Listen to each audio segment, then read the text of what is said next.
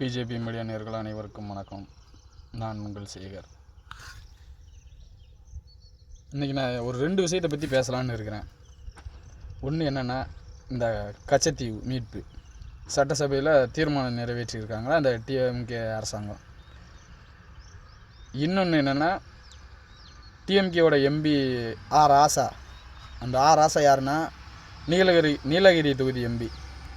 இன்னும் புரியலையா, இந்த கனிமொழி இருக்காங்களா, கனிமொழியை வச்சுருக்காரு அப்படின்னு சமூக வலைதளங்களில் நிறைய பேர் சொல்கிறாங்க. அவர் வச்சுருக்காருன்னு. ஆனால் உண்மையாக பொய்யானெல்லாம் தெரியலை.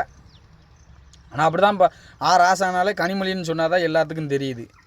அதனால தான் சொல்கிறேன், உண்மையாக பொய்யான்னு தெரியாது. ஆர் ராசா கனிமொழியை வச்சுருக்காரா இல்லையான்னு சொல்லி எனக்கு தெரியாது. ஆனால் சமூக வலைதளங்களில் அப்படி வருது. அதை படித்து பார்த்து தான் சொல்கிறேன். ஏன்னா நிறைய பேத்துக்கு ஆர் ராசான்னு சொன்னால் யாருன்னு தெரிய மாட்டேங்குது. அப்போ கனிமொழி ராசா அப்படின்னு சொன்னால் மட்டும்தான் எல்லாத்துக்கும் தெரியுது. அதனால் மக்களுக்கு தெரியட்டணுங்கிறதுக்காக தான் அந்த ஆர் ராசா அவரை பற்றியும் இது 2 பற்றி இன்றைக்கி பேசலான்னு இருக்கிறேன். ஃபஸ்ட்டு கச்சத்தீவை மீட்போம், போராடுவோம்னு சொல்லி நம்ம தமிழக மக்களை எந்த லெவலுக்கு இவங்க ஏமாத்துறாங்கன்னு சொல்கிறேன், கேளுங்க. கச்சத்தீவை இலங்கைக்கு தாரை வார்த்து கொடுத்தது யார்? அப்போ ஆட்சியில் இருந்தது யார்?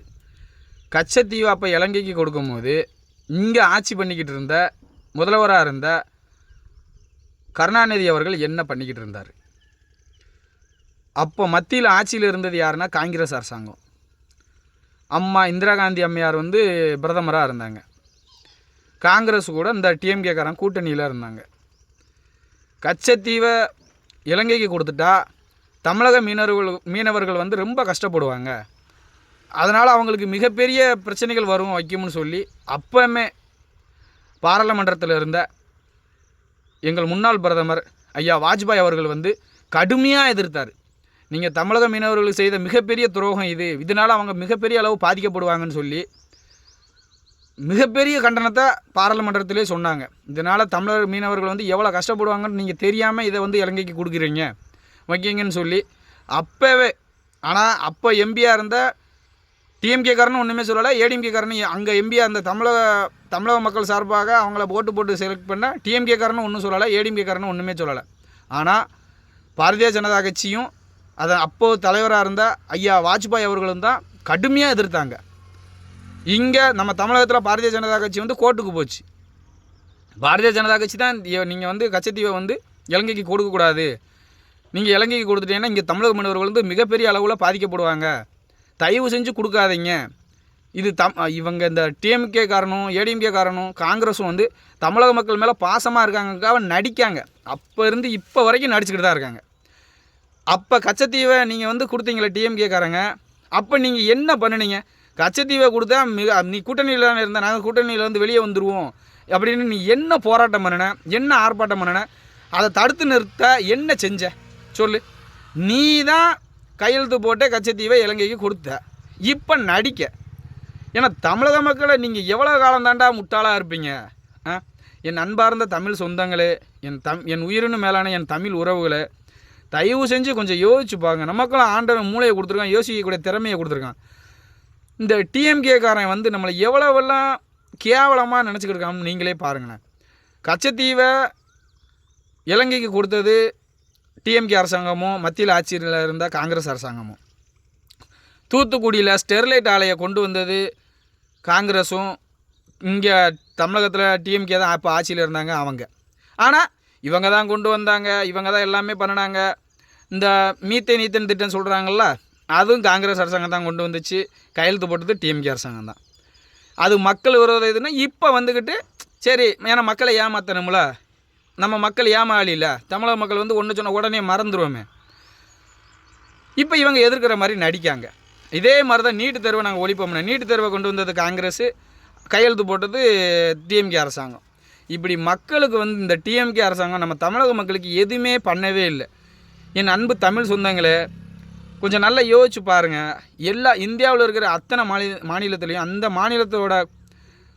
அந்த மாநிலத்துக்காரங்க மட்டும்தான் ஆளுவாங்க. இப்போ கர்நாடகாக்காரங்கன்னா கர்நாடகாரன் ஆளுவான், கன்னடத்தை ஆளுவான், மலையாளி கேரளாவை ஆளுதான், ஒரு தெலுங்கர்கள் அவங்க தெலுங்கு ஆளுதாங்க. ஆனால் நம்ம தமிழ்நாட்டை ஒரு நல்ல தமிழர்கள் ஆளுதாங்களா? சொல்லுங்கள் பார்க்கலாம். ஐயா காமராஜருக்கு அப்புறம் இப்போ தான் ரீசெண்டாக ஐயா ஓ பன்னீர்செல்வம் இருந்தார், அப்புறம் எடப்பாடி பழனிசாமி இருந்தாங்க. இவங்க 3 பேரை தவிர யாராவது தமிழர்கள் வந்து நம்ம தமிழ் நிலத்தை ஆண்டிருக்காங்களா? டிஎம்கேயில் இருக்கிற எல்லாத்துக்கும் செம்பு தூக்குற செம்புகளை டிஎம்கேயில் இருக்கிற தலைவர்கள் யாராவது தமிழர்களா? சொல்லுங்கள், கொஞ்சம் யோசித்து பார்க்க வேண்டாமா? ஒரு தமிழ்நாட்டுக்காரன் தான் ஆளணும். தமிழர்கள் தானே. இப்போ என் குடும்பம் கஷ்டம் என்னென்னு எனக்கு தானே தெரியும். அப்போ என் குடும்பத்துக்கு என்னென்ன தேவைன்னு எனக்கு மட்டும்தானே தெரியும். பக்கத்து வீட்டுக்காரனுக்கு எப்படி தெரியும் என் குடும்பத்தோட நல்லது கெட்டதெல்லாம்? அது மாதிரி தான் இருக்குது. தயவு செஞ்சு என் அன்பார்ந்த தமிழ் சொந்தங்களே, இந்த டிஎம்கேக்காரங்களை நம்ம தமிழ்நாட்டை விட்டு விரட்டி அடித்தா மட்டும்தான் நம்ம தமிழகம் செழிப்பாக சிறப்பாக வளரும். அது வந்து ஒவ்வொரு தமிழர்களுக்குமே உங்களுக்கு இருக்கணும். நம்ம தமிழகத்தை நம்ம தமிழர்கள் தான் ஆளணும். தமிழர் இல்லாத வேறு மாநிலத்தில் வந்து ஆளுண்டா அவனுக்கு எப்படி அந்த நம்ம தமிழ் பற்றி இருக்கும்? சும்மா சொல்லுவான். ஏன்னா அவன் மக்கள் உங்ககிட்ட ஏமாற்றணுமே, ஓட்டு வாங்கணுமே, அதுக்காக ஏமாற்றலாம். தமிழ்னால தமிழுக்காக இவனுக்கு என்ன பண்ணினாங்க சொல்லுங்கள் கேட்க. உங்களுக்கெல்லாம் புரியும். இப்போ சமூக வலைதளங்கள் இருக்கிறதுனால எல்லாத்துக்குமே தெரியும்.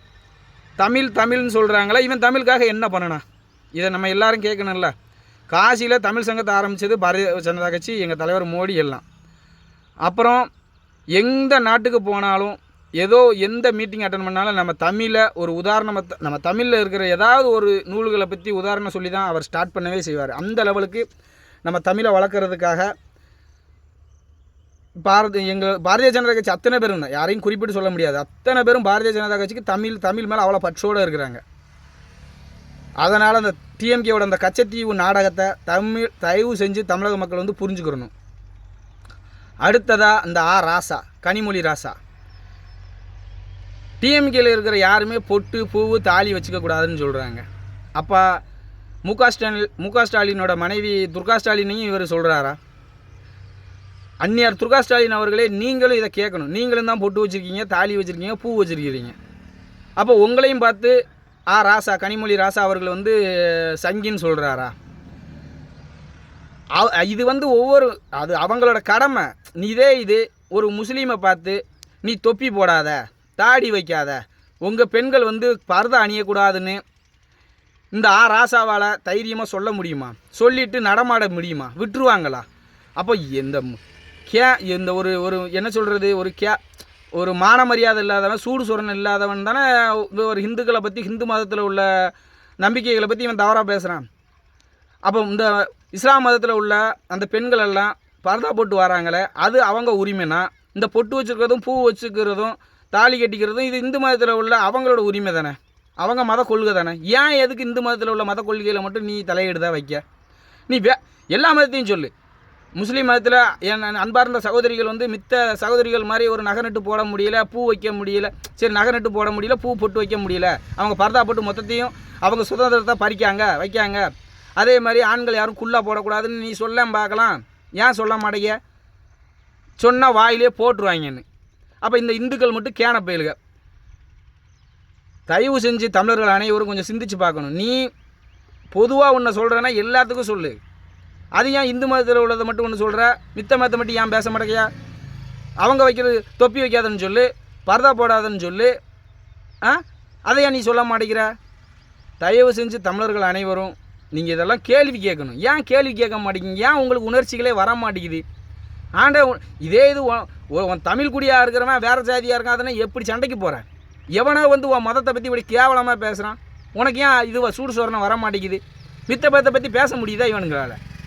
எப்போ பாரு இவன் இதைத்தான் சொல்லிக்கிட்டு இருக்கான். நீங்கள் எப்போ திருந்த போகிறீங்க? தயவு செஞ்சு அனைத்து தமிழ் சொந்தங்களும் ஒரு உணர்ச்சிகளோடு இருப்பீங்கன்னு நம்புகிறேன். நன்றி, வணக்கம். பாரத் மாதா கி ஜெய்.